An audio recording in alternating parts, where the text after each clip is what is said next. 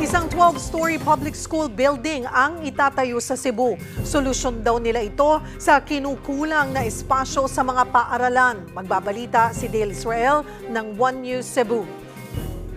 12 palapag na medium-rise school building ang itatayo sa Don Vicente Rama Memorial National High School sa Cebu. Una itong public school building na ganito kataas.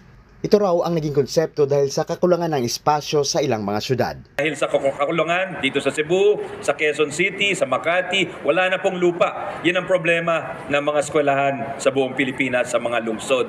Or in the cities, ladies and gentlemen, we no longer have any buildable space.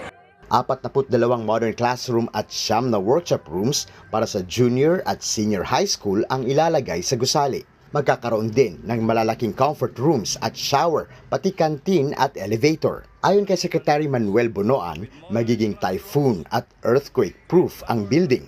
Meron din itong eco-friendly at solar energy-efficient lighting system, flood mitigation devices, at i-maximize nito ang natural ventilation para sa mga classrooms.